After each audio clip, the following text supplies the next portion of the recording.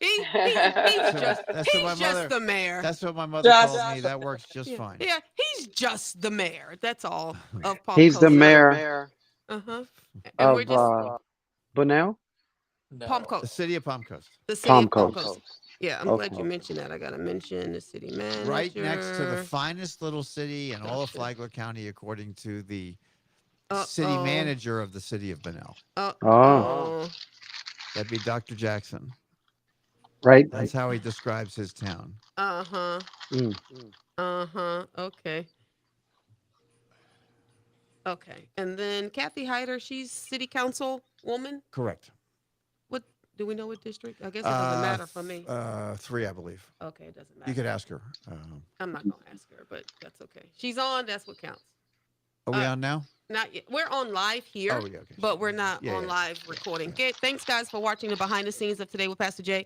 You're gonna watch me do a bunch of different little things because I have several guests that's back in the studio. If I try to do it like this, let's see what happens here. If I shift it to that, okay, it won't shift to that. If I shift it to that, it won't shift to that. Okay, well, it just won't shift because it just don't want to do it. But anyway, I can bring, like, here's Dr. Linda Lee Tarver on. Boom, there she is. Beautiful face. The lady who wants to go to jail. Hey, no. What a nice smile. I am prepared to go to jail. Yes. Yes. She don't want to go. She's Big prepared. difference, but nice And then smile. I'm prepared. Pastor Dwayne Harden out of Atlanta over there. So you did say Ohio, you were born and raised, is that it? Youngstown, Ohio. I don't know what makes the difference, but and then we have Jill Woolbright. We can hear her, but we can't see her. And we're gonna go ahead on and get into our show with the mayor. Hey, Sharon. Okay. All right. You guys ready? Yes. All righty. All right, Mark, let's get this party started. You are now tuned in to Today with Pastor Jay on WNGF News Radio, where we discuss inspiring and informative news. And now here's your host, Pastor Jerlyn Denny. Good morning, good morning. Wake up and good morning. It's a beautiful and blessed morning. We certainly are still here. The storm did not take us out. And I'm just going to take a minute, just a quick minute, because my guest in the studio is Mayor David Alfin. I want to thank you for all that storm preparedness that you had done for the city of Good Palm morning, Jerlyn, but don't thank me. You've got a staff at the city that rehearses. They get ready for these storms many days. No, they do. They actually get together. They convene an EOC in advance of the storm.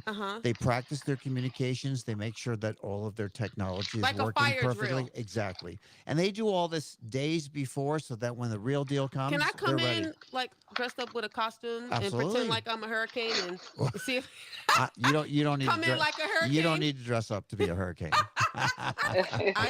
That's a compliment. I think so. That's a really good compliment. And we're not going to be talking so much about that today. We're going to be talking about the segregation that happened in the city of Bunnell. Yes, this is our part 2. And my highly esteemed guest that is on the line, I have the Honorable Jill Woolbright. She's a 28-year retired teacher. 20 years she spent teaching at Bunnell Elementary School. I want to say thank you again for coming back on the show. Thank you for having me. Also have that you can watch and see if you're watching me by way of social media. I have the Dr. Linda Lee Tarver. She is an author, an educational advocate, the former Michigan Civil Rights Commissioner, and was the 2020 candidate Michigan State Board of Education. She has a doctorate in education. I want to thank you also for coming back to the show. Thank you so much for having me. And I also have my good friend, Pastor Dwayne Harden. You know, I got to have, look, if you're going to be talking about anything with the African-American community, you got to have the great author and the great pastor of Embassy ATL, Pastor Dwayne Harden. Thank you so much for also coming back on the show. Hey, it's my pleasure. You got such great people. I'm glad to be in the number. Well, we're going to get right in it because we have a 30-minute show, and if we go on, we may just have to do 2. So let's just talk about the elephant in the room, and I'm going to start with you, Mayor Alfin, because you're the only light-skinned guy. And I was talking to Dr. Alveda King the other day, and she, Pastor Harden, I think, were you on that call? No, it was you, Dr. Linda Lee. We were on a She Leads America call. Yes. And she was having a conversation talking about we're all chocolate. We have white chocolate, dark chocolate, you know, milk chocolate. So Yes. you're our and a white couple of chocolate. hazelnuts. Yeah, Yes. so that's a good. I like that. So when you heard about the incident at Bunnell Elementary School, what was your first thought? And first, I want to thank you for being brave enough to sit in the hot seat. Well, no, not at all. And I appreciate the invitation. But actually, I had a phone call with you, Mm-hmm. and you really helped me put my thoughts in order because, I get accosted with a great deal of information in the course of any particular day. So it's always prudent for me to try to get to the source, try to find out the facts, and try to hopefully talk to the folks that are actually involved so that I'm not getting an impression or an interpretation. I'd like to get the story because I want to really make Mm-hmm. up my own mind. Right. So I think you really, and I thank you for this, you helped me coordinate my thoughts about how important this event in history is. In other words, this is not just an incident that happened. This is something bigger than that because I think that this opens the door to a much broader, bigger discussion. And I think just by way of the number of folks you have on the show today and the geographies that they represent, you've got people from Yeah, all Michigan, over the Georgia, country coming Tennessee. together to talk about this. So I would hope that that's an indication of how top of mind, how important this is. And I think you and I agreed apathy is a terrible, terrible word. And together we felt that maybe this incident had not gotten to a level where it deserves a conversation from folks at a level that can make a difference, that can influence a change. Let's talk about how this has been heard around the world and around the nation because it's been in the Washington Post, right, Dr. Linda Lee? I'm not sure if you knew Yes. that. I spoke with you. I think you were in London at the time that we had spoken Yes. on the phone. I was telling you about it. It's been everywhere. But on Sunday, uh, Laura Loomer sent out a tweet that kind of shake and rocked everyone because she has a ton of followers. She had over 1 million views, and I'm starting getting text messages from people going, Laura Loomer just, oh, it's not tweet anymore. What is it called when you're on X? I've been X'd. It's an X. I don't know if I like the sound of I know. that. Do you have an X? Oh, that's terrible. Let's not go there. I don't know if but what was your first initial thought?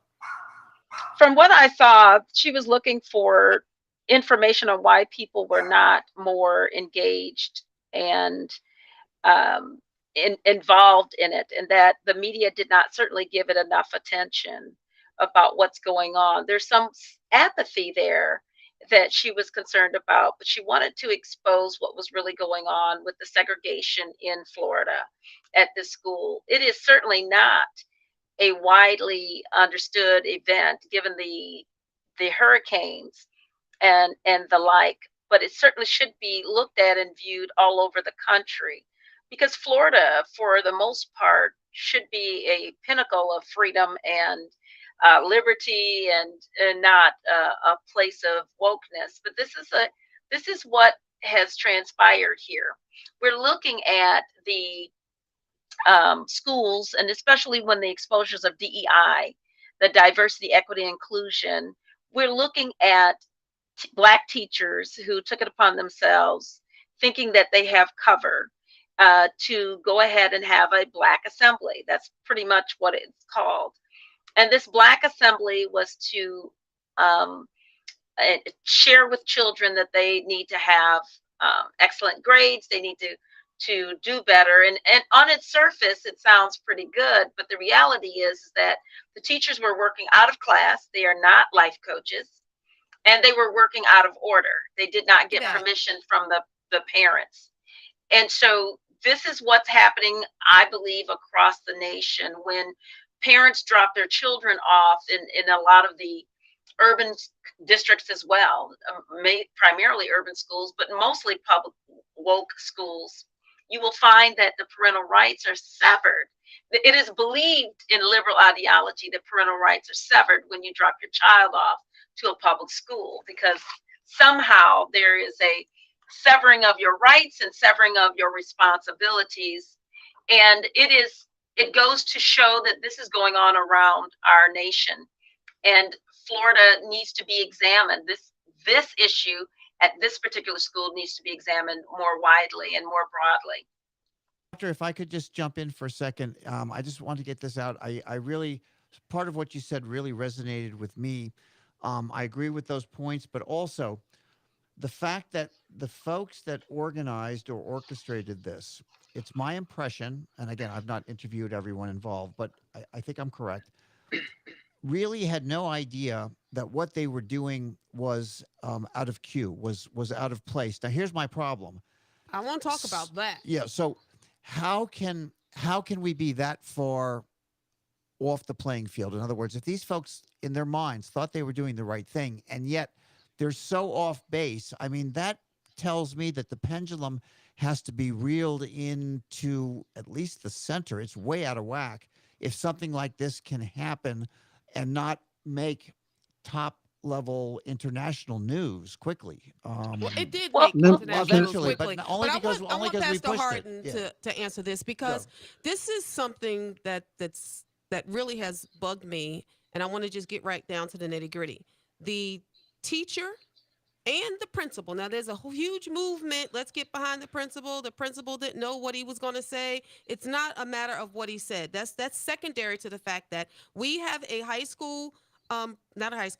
elementary school principal, whether it was high school, regardless, but an elementary school principal that agreed to segregate students, which, let me just put it to you this way, she broke the law. I'm just going to say it like that. Pastor Harden, what's your thought on that? Well, let me say something.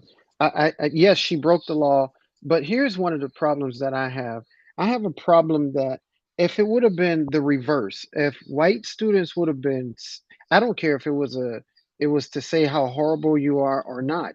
If they would have been segregated and to have a special meeting for nothing but white students to say something, whatever they said, it would have been all over the place. This was a racist situation. Klan rally. Yeah. It's a Klan rally. It's they're getting special privileges. I don't know how you can be blind to the fact that you're doing something that's not proper. No one would want their kid to be in a room where their kid is being put down. I mean, we got this big bullying rallies going on across this nation. You can't say nothing to the kids. You can't do this. How do you think that you're going to be allowed to just sit there and strategically, intentionally rather, take kids and speak down to them? I probably would have been different because it was led by a black man, because I'm hearing that, oh, they're just saying this and saying that, and he was black. Yeah, if it's different, I don't care what color you are, you have no authority and no right to berate children in any capacity, in any way, and to segregate them. The pastor used a key term, and I don't know that this was done intentionally, but cover. I would hate to think that the cover may just be a byproduct. I would hate to think that the teacher used that as cover to get away with it. Because we've got the Honorable Jill Woolbright here. Yeah. Let's ask Jill. Because Jill taught for 20 years at Bunnell Elementary School. Jill, would you have gone along and allowed this to happen? No. And I just know my history of teaching all the way back to my student internships, even in Bunnell Elementary in 1989, until my tenure as teacher and then as school board member. Soon as I heard this, all kinds of red flags started going off in my head, and I was appalled, because we in education for many, many years have tried our hardest to not single out children. You don't single out children by their abilities. I even tried real hard not to let anybody know what kind of grades kids got on test papers, and just on a single test, because that would come back to haunt us from parents. Well, my child felt ashamed because they got an F, and so-and-so and so-and-so knew it. You just don't single out children, and you certainly don't single out children to tell them how horribly they've done.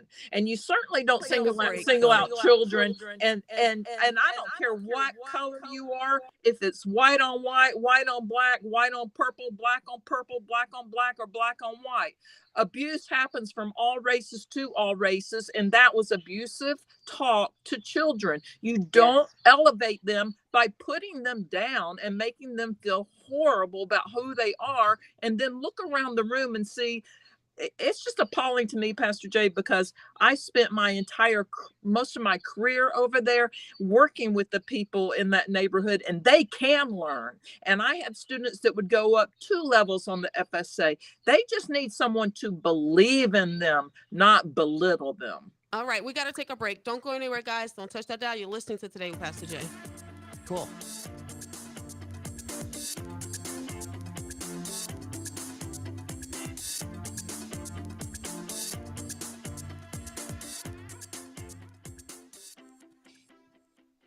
How do you know I'm traveling? I'm going to San Diego in yeah, I know. I'm going to San Diego in less than 2 weeks. That's a trip. Wow. And then, so I'm going to go to San Diego from the 10th through the 15th. From the 15th to 16th, I'll be in Orlando at a conference with the Republican Quarterly. Oh, nice. Okay. And then I'll be home for 2 days. Mm-hmm. And then I'll be in Washington, D.C. with Dr. Linda Lee Tarver. with her and Dr. Alveda King and with Liz Doyle and all the other Riley Gaines. Yes, all the phenomenal women from She Leads America. So I'll be doing that. How much time we have? Because I just timed it to do the one, and then we'll have to do a part 2. All right. Also, when I come back in from the break, I'm going to say a few things from those that I have spoken to around the community. And then I need somebody to raise their hand. Who's going to speak to the lack of those that are in office? No one wants to say anything. They don't want to engage. They don't want to. I can speak on. I'll speak on that. Okay. And I'll follow her up. I'll back her up on it. Okay, Pastor Harden. I'm in. Okay, everybody in. So I'm trying to see if I can get this to where we can kind of halfway see.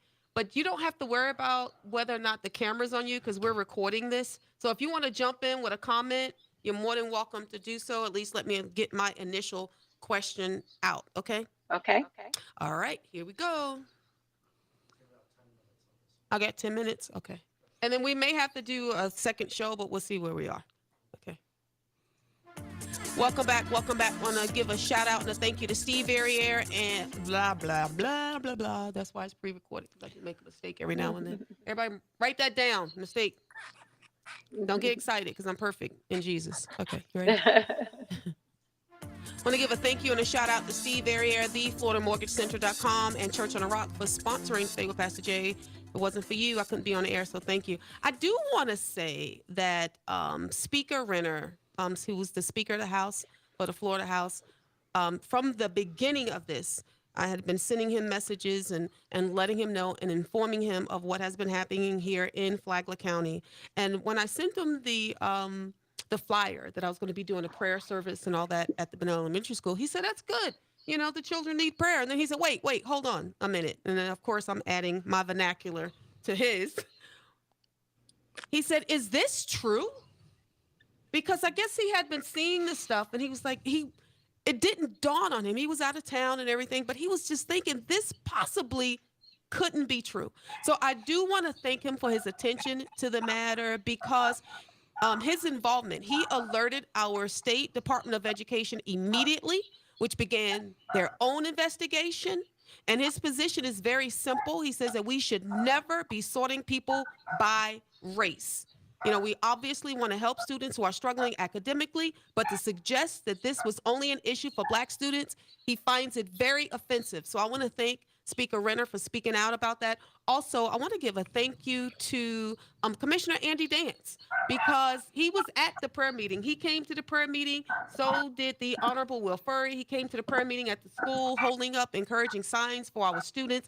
Also, City Manager Alvin Jackson, who's an African-American, the first African-American city manager for the city of Benel, been very supportive, have been contacting me, and Kathy Hyder. Kathy Hyder, is she the first Black woman to serve? So she is the first elected Black councilwoman for the city of Palm Coast. Wow, yes. So super that's cool. A big thing. And she, has been reaching out not just to me, but to other leaders within the community, and I'm sure they're all reaching out to our superintendent, the interim superintendent, who is a Black woman. And I'm just going to tell you right now, LaShaka Moore has done a phenomenal job. I stand behind her and beside her, and she has my full support. She's done an excellent job.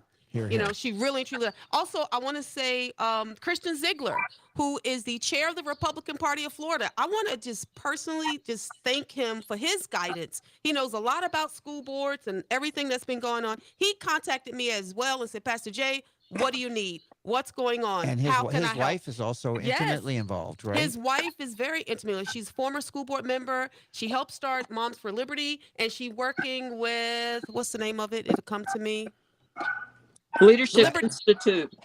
Something Institute. What is it Leadership called? Institute. Leadership Institute. I knew it'll come to me. And she is a current school board member. She was she reelected. is still on the school board? Wow, I thought she was. Oh, wow. That's a lot.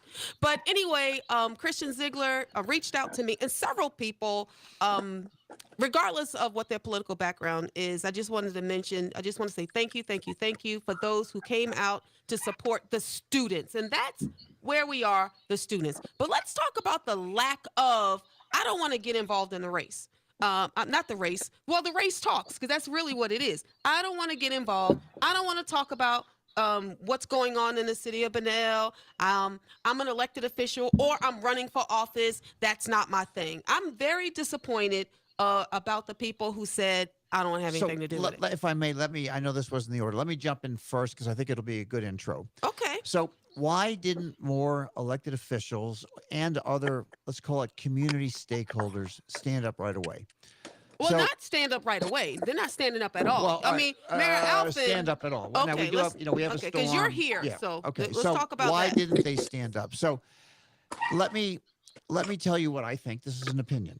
Okay. I think over time, government has become fractured, and what I mean, compartmentalized. So I am the former president of the Flagler County Education Foundation, which just means that I have a little bit of understanding of the school district, having spent 10 years with them. But what happens is you've got a city of Palm Coast as an example, a city of Bunnell as an example, a Flagler County Commission as an example, and a school district. Now, what happens is each of these governments, quasi-governments, tends to run their own course. What's not happening is you're not getting a collaboration. You're not building a village out of all of these different residents. The problem is that we all depend on each other. We all depend on the school district. Without a good school district, we are nothing. So the problem is each of these elected officials needs to extend their hand and talk to their counterparts and start to work on these issues together. Wow.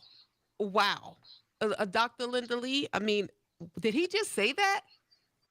He said it, but I want to give a different perspective, because you're dealing with the root cause of why there is indifference or fear. Fear and indifference go hand in hand. And when you cry discrimination, as the pastor has indicated, if it was an all-white group, we would see CNN, MSNBC, all the alphabets at the school district. And somebody saying, did one of the children wear a Trump MAGA hat? So if this was an all-white assembly, it would be very different. And so there is being a former Michigan Civil Rights Commissioner, this is a civil rights issue. So I would suggest that you do not leave the investigation to the school district to investigate themselves. I would have the Florida Civil Rights Department of Civil Rights come in as well, and at the U.S. Civil Rights Department of Civil Rights, the federal civil rights, look at it. This is a problem with indifference and in fear, and this move toward diversity, equity, and inclusion, where Black folks who are actors in racial discrimination are not held accountable for their racist actions. They're not held accountable because there's a presumption that somehow Black people cannot be racist in this country.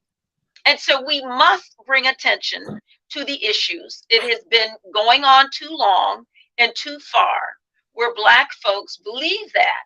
And they have this indifference where, how can I be racist as a Black person? How can I be held accountable for racial discrimination? And if you want to move it even farther, parents and the community will have to engage in lawfare. And lawfare is a different form of than warfare. Lawfare allows you to engage in the legal system to get a judgment against the school district so that it can apply to all communities within the state of Florida. And I'll give you this an example real quick. The lawfare is what was used to get a decision from the courts on how people should behave and act. It is what was going on to the U.S. Supreme Court.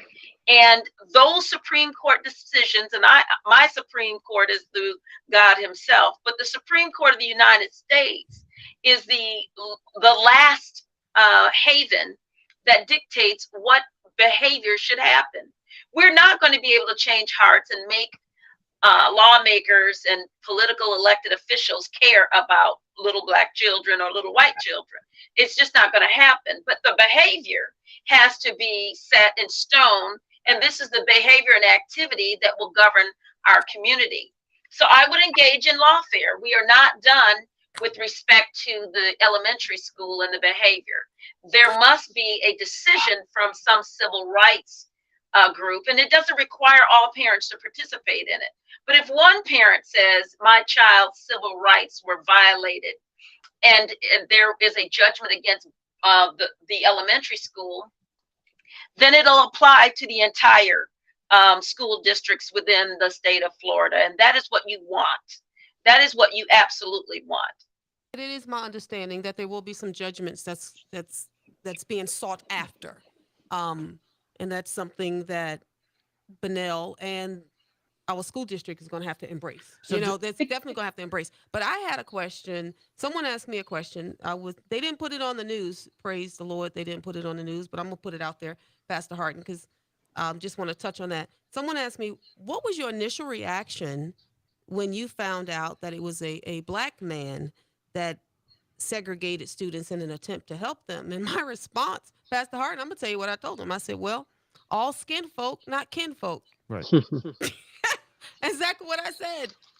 And just because they look like me does not mean they think for the betterment of all of us. And I'm going to give you this comment. What you think? Well, I agree. I mean, I think when you told me that it was Black people, I was floored.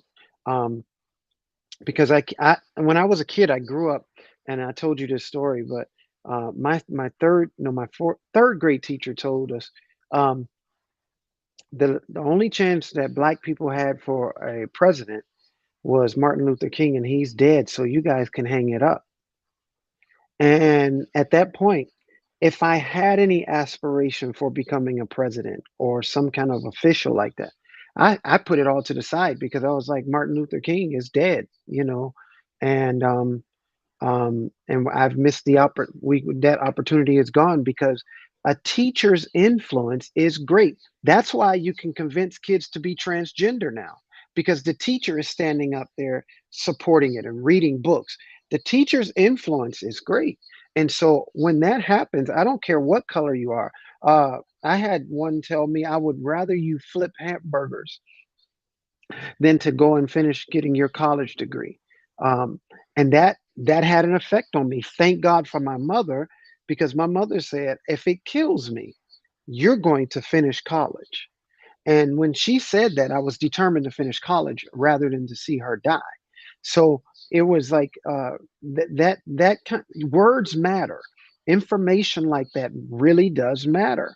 So I was floored to hear that it was somebody who looked like the students, so to speak. We're going to talk about that on part 3 of the show because we got to wrap it up. Talk about healing. I'm launching an initiative. I am 13914. I want to thank you guys, and please join me on the next show. This is great conversation and topic. We got to continue. Don't blah, blah, blah, blah, blah. This is the end of my show. And I'm saying don't, like that's going to do something. Okay, you ready, Mark? You got me. So thank you guys for joining me. Until next week, you know what I say? Yesterday's gone, tomorrow's not promised. What are you going to do today? You're going to remember that you are fearfully and wonderfully made. God bless you. Have a great day.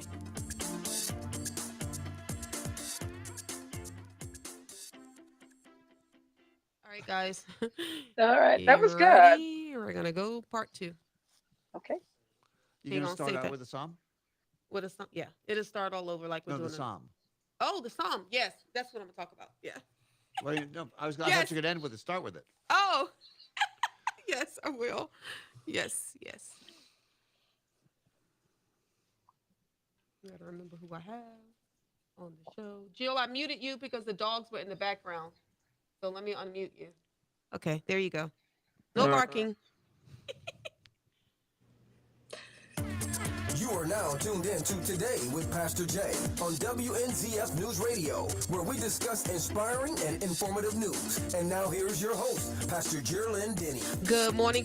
Wake up and good morning. This is part 3, I think it is. We're still talking about, and you know what? I'm okay to continue talking about the segregation that happened in the city of Bunnell at the elementary school, because if we don't talk about it and continue to talk about it, how are we going to heal about it? And that's what this show is going to be talking about, healing. And the Lord had given me an initiative called I Am 13914. But before I get into that, I want to welcome my guest again. We have Mayor David Alfin from the city of Palm Coast. And I have, by way of video and telephone, Dr. Linda Lee Tarver out in Michigan. Hi. Thank you. And we have Pastor Dwayne Hardin in Atlanta. Hey. And I have the Honorable Joe Woolbright, who's in Tennessee. Hi. So we're going to continue this conversation. So here I am, burdened by this. I mean, when I say burdened by this, I didn't realize how much of an issue and an impact this had on my life until I decided to do a Facebook Live with my mom. Of course, I was upset about it. I'm doing this Facebook Live, and I'm sharing the story. When I was in the 5th grade, I had a white teacher tell me I couldn't be black and smart. This is what she told me. Can you believe this, David? This is what she told me. I couldn't be smart and black. And because I was smart, she wasn't going to educate me or teach me any longer. And no matter what I put on my paper, she gave me an F. Well, I went home and told my mom, well, you know, my mom's just one of those type of moms. She went to the school, grabbed the teacher in her neck and her throat, put her in a corner, and told her, you're going to teach my smart black child like your life depends on it. Threatened her life. She moved my desk in front of her desk. And my mother came to school every week for the remainder of the school year. She would pop in at different times. And she told her, not only will you teach her, what an you're awesome going visual to that look. is. Oh, my goodness. Yeah, she said, you're going It to is an look awesome visual. Yeah, Oh, you God. look in front. You're going to look in the face of my smart black child. That is the original definition of mentoring. She did it. And let me tell you. That's a gangster parent. Listen, and at the end of the school year, she made sure the teacher was fired, but she made her teach me the entire year looking in my black face. So I did that. That was me in the 5th grade. And then you fast forward to when I have children. I'm living in Keystone Heights, Florida, and the KKK damaged my mailbox and put a sign that said the Knights of the Ku Klux Klan are watching you. We don't like what we see. And then for my children to go to school dealing with slanderous remarks, chocolate milkshakes, me having to go to the school and then go to the school board with these issues and problems. And then we're here today in 2023. Bunnell Elementary School, I've had 2 children graduate from there. One of my daughters was in the gifted program there, and my granddaughter is in the 3rd grade. She's not zoned for Bunnell Elementary School, but my daughter has, she and her husband saw fit that that's where they wanted my granddaughter to go. And I said a couple of shows ago, the only reason why Bunnell Elementary School is still standing is because my granddaughter wasn't caught up in the foolishness. So this is personal to me. And as I was crying out to the Lord, I called several people, and Pastor Harden, I called you. Remember that? That's right. Yeah. Talking, and Pastor Harden was like, Pastor Jay, we gotta do something. It was interesting because she called me at a time.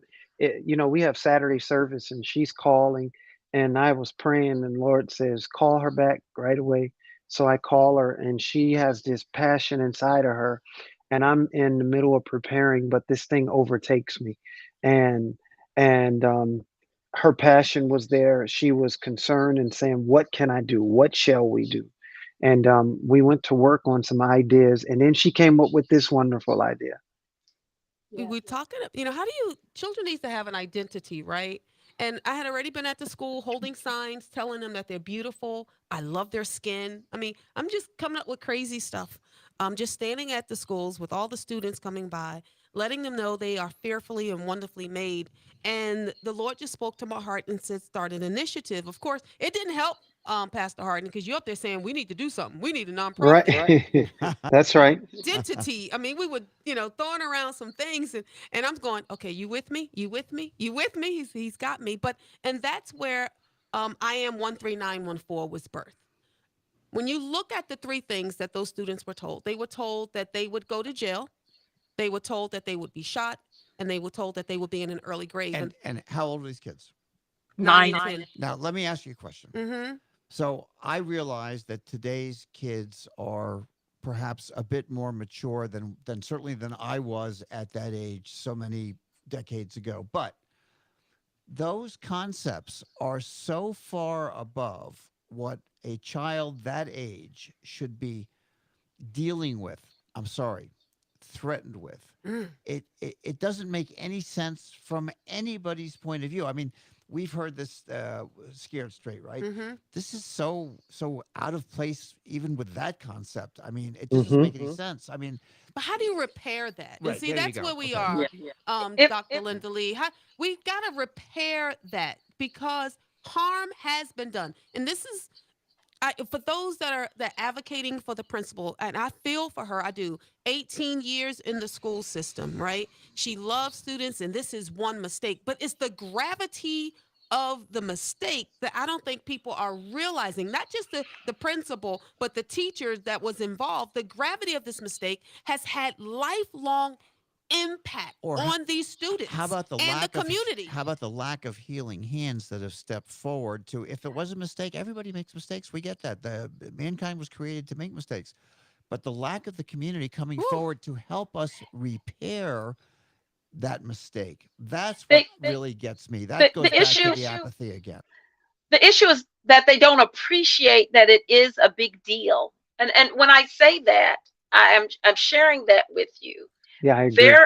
They don't appreciate it's a big deal. The statistics of going to prison, dying early, and the like for a lack of quality education is not wrong. The statistics are not wrong. So they should not have shared that with these children in this capacity, but the data that they provide throughout the country, especially for Black children, that data that they provided, and I don't know the details of it, but it is not incorrect that you go to prison. Not you for go a 9-year-old's digestion. Again, I didn't say that it was for consumption for a child. I said that the data that they provided is not incorrect statistically across the nation. The problem is that the children are exposed to much more information than that, and they are allowed to go to school where the education system, the liberal ideology of an education system, suggests that these are our children until you pick them up or they're placed on a bus. And that we can do whatever we want to. We can indoctrinate them. We can massage their minds and their thinking against God, against what is at home, and against their parents. That is what's going on, and that is a bigger issue than the assembly that was not approved, nor was it appropriate. The issue that needs to be dealt with is there needs to be a firm slap legally to address, and financially, to address the issue so it doesn't happen again, and it doesn't happen, and that there is a correction and a rebuke for all Black educators who are now empowered by diversity, equity, and inclusion, a wokeness, and that somehow Black folks, as their predecessors in the 2020 Black Lives Matter, and this new LGBT agenda that is coming along, that somehow we rule the liberal school education system wherever we go. And we are exempt from discrimination practices. We are exempt from being called racially, motivated because we are Black. And so that needs to be settled legally and through civil rights so that it won't happen again, because it'll continue to happen. There are Black assemblies for Black graduates. We have Black HBCUs. We have Black. Dr. Linda Lee, but here we are. We've got to move forward to a place of healing, right? As for me in the community, I've got to be able to foster healing in my community, and we're going to talk about that because we got to take a break. And Dr. Harden, we're gonna come back in. I want to talk to all of you. Jill, are you still with me? Yes, and I want to talk about the intent excuse. Okay, all right. Don't go anywhere, guys. Don't touch that dial. You're listening to Today with Pastor Jay.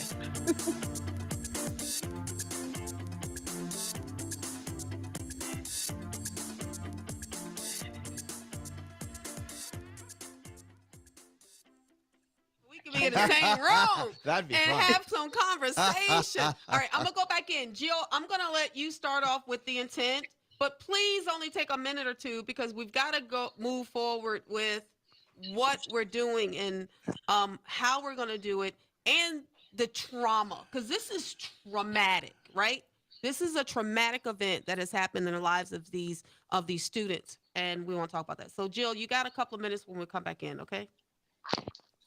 Jill? Yes. I forgot what you're talking about. The intent. Okay. Intent, all right. yeah. All right. Ready? Hold on. I'm sorry. I forgot. Am I doing one break again? You better get your sponsors. If I do one break, we have 13 minutes. I think I'm going to try to do two because I've got some wonderful guests that like to talk. And I've got to wrap it up. I'm going to try. We'll see what happens. Okay. All right. You ready? I want to give a thank you and a shout out to Steve Verrier, the Florida Mortgage Center, for sponsoring Today with Pastor Jay, and Church on a Rock. Thank you guys for sponsoring the show. So, Jill Woolbright, this is the thing, the intent. They didn't intend any harm. Well, this is the thing. This is the problem when we need to address behaviors and we need to take responsibility and we need to hold people accountable. That's why so many of our politicians in the community did not come forward. That's why so many people have come to her defense and to the teacher's defense, because they didn't intend to cause harm.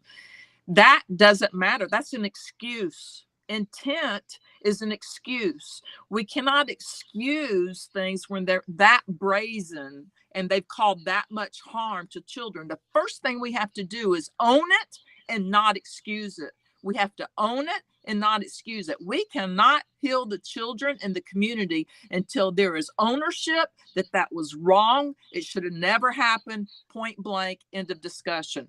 Then we can move forward to heal our community and help heal our children. But we can't excuse things that are that egregious. It was just horrible. That horrific. We cannot excuse it. I spoke with several of the parents. I've been out at Bunnell Elementary School, and it is my intent to go as often as I can in the morning to hold up some signs to encourage the students. And as I was speaking with several of the parents, and I have their numbers, and I wanted to have them on the show, but I got to give them a minute to because this is still raw for them, right? And they're in shock about what's happening. But the community impact, see, is not even the intent. Those students were harmed. Not only the 4th and 5th grade students were harmed, the entire school was harmed. I was speaking with the cousins of the students that were there, the neighborhood people that were there that don't even have students in the school. I mean, the community of Bunnell, the county of Flagler County has heard this and have been affected by this. That's the gravity of the decision it was to segregate students, berate them, and to threaten them with things. Bishop, are you there? Yes, I'm here. Can I say something? I have a lot of training that I do as a pastor, bishop, as a apostolic leader, and there are times I have people that are going to be presented as a minister who will literally be ministering before people. I really do a lot of training in that process, and if they don't pass the test, if they don't go through it, then they are not passed on to the next level. They will not be able to stand in front of people with my sanctioning. right? And here's the deal. One statement that I've made. The reason why I do a lot of training is because your failure is my failure. So Mhm. if you are failing up there, it's because somewhere along the way I did not complete my task, right? So the teachers are saying you students are failures, but the teachers aren't taking responsibility for taking their style, their strategy, their their passion to the next level to equip the kids without breaking their spirit. Mm. If I may, Pastor Yes. Jay, the the bigger issue that we're finding, laws govern, laws and lawsuits govern behavior. The Lord and the church govern the heart Hmm. condition of people. You cannot stir the heart. Only the Lord can do that. You can't do that. You can make them do things that look as though it's a genuine care or concern. But in terms of repeated vindication for the children, it must be something that changes in the policies and in Hmm. the laws governing what transpired. The policies, the procedures, the school board laying out new policies that do it. At the root of this, the school, at the root of it, the school does not believe that they're responsible for the education and the failure of the education of these Black children. And that is the problem that we're seeing across the country. Who's responsible for the failures of why Tyrone can't read? It is the Hmm. education system. They blame the student, they blame the parents, they blame everyone but themselves. And it is every liberal area that you see, they blame everyone but themselves. And because they put the onus on the child, and blame the child and blame their lack of having a two-parent home, or blame the fact that they're poor, or blame, they put every blame on everyone else except for this failing school that cannot teach this child how to excel. And we know that Amen on that children one. with the same educational or the same background can excel. One person had a mother who had a third grade education. She couldn't read and write in the city of Detroit, raising two boys by herself. And she was 13 when she got pregnant, and at the end when she got married to the baby daddy. And this young man ended up graduating from Detroit Public Schools and becoming Dr. Ben Carson. And so I'm sharing that with you, that it doesn't really matter that you come from extreme poverty, That's or right. what color you come from, or the fact that you have a daddy or know who he is. The issue is that we had a quality education system that gave a Let's rip talk a about long that. time ago. Let's talk And about that is that. the expectation. Jill, I want you to weigh in because I'm hearing, oh, well, the parents aren't doing anything at home to help these students, and it's the parents' fault. We had a conversation the other day, and you told me I could make gains. I'm an excellent teacher, and I can make gains with any group. What say you? I say that, yeah, in a perfect world, you have the parents and the children and the teacher all working together in harmony, right? But it's not a perfect world. And every family, every child that comes into your room is a different child. And you have to teach that individual child. And if there Amen. is any support at home, guess what? It is my duty then to Come on. stand in the gap. To stand Amen. in the gap for those kids. And I would turn myself inside out. I would go in and talk to the cafeteria. I remember Miss Rosa. Miss Rosa, I got problems with such and such. Who do you know that knows this child? And I would connect with people that I knew that could reach that child or reach that And parent. that's when teachers used to be called. Come Yes, on. they used I to. mean, let's just be real about it. So that's when teachers used to be called to do the job. We got to take a break, guys. Don't go anywhere. Don't touch that dial. You're listening to Today with Pastor Jay.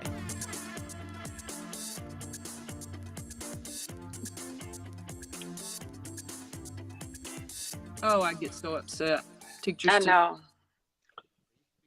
They used to, I mean, that was their thing. Oh, I have a burden in my heart. I want to teach kids. Now it's like, oh, what you mean I can't be a fashion model?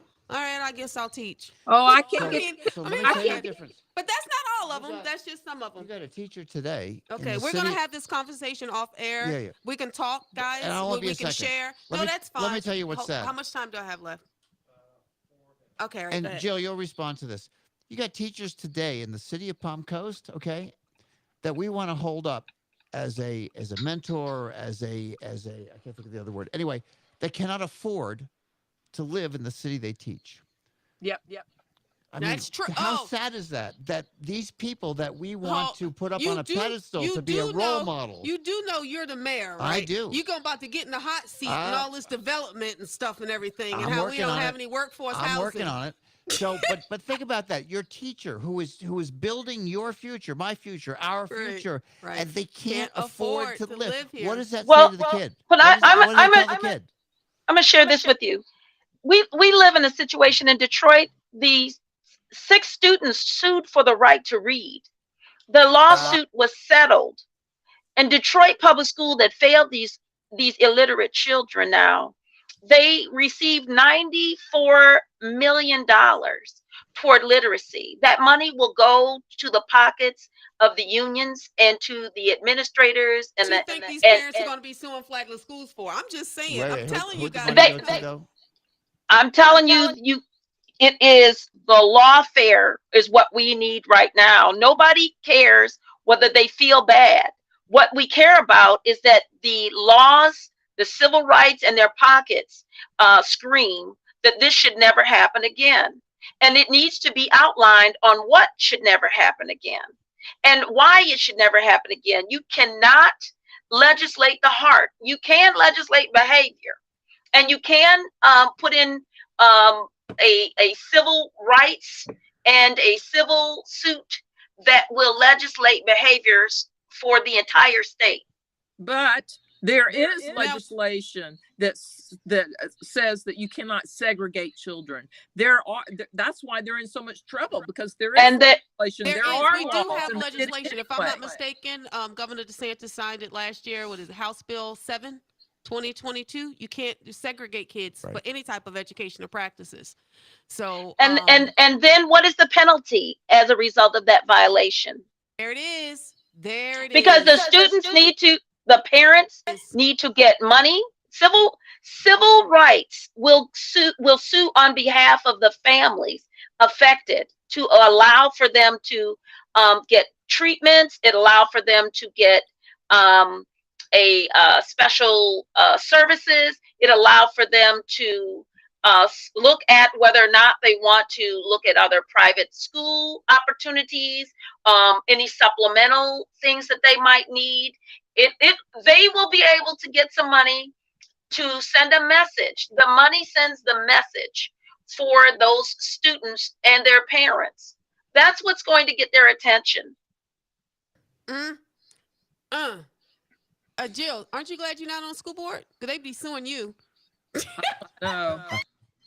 Someone said that to me the other day, and I thought, I don't know, as upsetting as this issue is, it's hard for me to sit back and not be involved in being able to I get it. Things up. Okay. All right. We've got just a few minutes. Dr. Linda Lee, that's a whole nother show. And I may have you on with the parents, so you can talk about the lawfare, because she got this down pat. Listen, but I'm just telling you, if I ever need any, look, I'm so glad you're on my corner. That's all I'm saying. That's my sister. The lawfare is where we're at right now. I will go through. This is biblical. Jeremiah said, look, we're going into captivity. After 70 years, Ezra said, we're coming out of captivity. And when they came out of captivity to rebuild, they did that through lawfare. There was all of these kings going through. Is the paperwork there? Do they have a right? Did this Cyrus say this? That was lawfare. And that's what we're dealing with right now. Nobody has to die, but we have to get our ducks in order. If the law says this, then let us go back to the law that was violated and get what we have. If we need to make sure that these children have special treatment services or counseling or whatever their needs are, it shouldn't come out of the parents' pocket. And it should be made available. If you want pastors to come in to minister to the families and to the community and provide wraparound services so that they can indeed have people who are qualified to be life coaches or spiritual mentors based on what the parents say they need. You can bring them into the community and they can be paid to do so. But it should not be, it's on your own dime, my bad. We shouldn't have done it. It needs to send a message, because what happened with Ezra, there was a money from the treasury that was given. And even the naysayers who upset them, they had to provide resources and collect monies in order to make sure that they rebuild. I love you, girl, but I only have a 30-minute show. Okay, go ahead, do your thing, girl.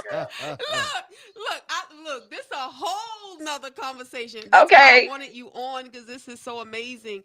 But I only have a few minutes, and Pastor Harden, we're going to talk about what your church is doing to work on the initiative, and then I'm going to thank everyone, and then we're going to close out because I only have 3 to 4 minutes left. Okay, you got that, guys? Yep. Yes. All right. You ready? Want to give blah blah blah blah. I got so wrapped up. All right, you ready? Okay, so what now? So I'm launching this initiative, as I mentioned earlier, called I Am 13914. The Lord was showing me what was in common with the 3 things that they were told: that they would be shot, that they were going to go to jail, and that they were going to die. And what's in common with that are numbers. When you are shot, there's a case number. When you go to jail, you have a inmate number, you have a prison number, and when you die, you have a death certificate number. So there's numbers on your toe tag, and we can go on. So as in giving them a new identity, the Lord said, give them a new number, give them a number, give them an identity. And what are we talking about? And he said, what scripture have you been quoting all week? And this is what I've been telling the kids, that I am fearfully and wonderfully made. You are fearfully and wonderfully made. And that's where I came up with the initiative. I am 13914, because Psalms 139:14 says just that. So that's the new initiative. I am 13914. And as I was speaking with Pastor Harden about this, he had an amazing idea that we're going to incorporate into that. And Pastor Harden, just take a few seconds and let us know about that. Sure. And you know what I did? I don't know if I told you, but Saturday morning I incorporated some of that Psalm 139 into my message. Really incredible time, really incredible moment. But what I also shared with her is, why don't we get some college students and some kids who are young people who have already kind of crossed the threshold, maybe past 4th, 5th grade. They're maybe high school students, college students, adults, and everyone, to start writing letters. It doesn't have to be long and intense, or it can be long, but preferably something that is quick and easy for them to grasp. And give them a note that you sign, and you tell them how great they are. And they are the head and not the tail. That's me being churchy now, but they are uh, not losers. They are not going to end up in jail, because they have a great future. They have the opportunity to prosper. You might even feel like led to say something like, you could be the president of the United States one day, or you could sit as a great Their leader. testimony of what they had gone through. Or their testimony, yes. And upon Pastor Harden sharing this with me, I want to be able to gather these letters, because he's collecting them, and I'm going to be reaching out to everyone in the community all around the nation to write letters to the city of to the students that are blah blah blah. Can you fix that for me, Mark? Thank you.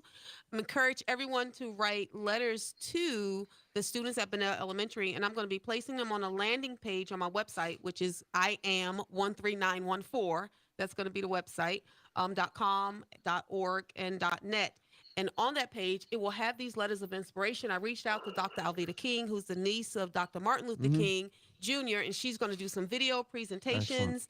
And it's just going to be a place of encouragement. And what am I going to call this page? And I'm going to tell you, last night I was praying, and I shared this with Dr. Harden and Dr. Linda Lee and Jill. You guys are hearing this for the first time. But I was asking the Lord, what do I call this page? And you know how you have the 411, and when you need help, you call 911? And the Lord gave me, give them the 511. And First Thessalonians 5:11 talks about encouraging one another and Amen. building each other up. So that page is going to be called the 511. Like it. I love it. So that's what we just can do. And this organization is going to provide for mentoring, support, advocacy, tutoring, some therapies. I've even reached out to Janet McDonald. She's going to be coming, and I know, Mayor, you're going to be part of this initiative, and it's not just going to be for the city of Bunnell, but I'm praying that this is something nationwide that we can heal from. But what a better place to launch this than in the city that was the last city in the nation to integrate in the United States of America. That's amazing. We've got to be able to encourage these students and encourage their parents. So thank you guys. I know I have your help, Pastor Harden, and I know I have all of you guys' help, and we're going to push this forward in a positive way to help heal our community and to educate and support our students as well. All right. Thank you guys for joining me. You know what I say? Whoop, whoop, whoop. Yesterday's gone. Tomorrow's not promised. What are you going to do today? Today, you're going to remind yourself that you are fearfully and wonderfully made. God loves you. I love you. Have a great day. That was great. Thanks, guys. Look, Dr. Linda Lane. Yes, ma'am. Love. She's like, I'm passionate about this. I'm passionate about this. Listen, you should get everything that you want to do fully funded it needs to be fully funded for the services. It should not be volunteer led when the school district is getting off with just a press conference and a slap on the wrist. It needs to be fully funded. The Lord will make provisions for you. I'm sharing. Dr. Linda Lee? Of course. Okay. Of course. What's a recommendation for funding sources? You need to be fully funded from the school district. I'll ask that off the air. Okay. All right, guys. Thanks for watching. We're going to close Thank the you. stream out.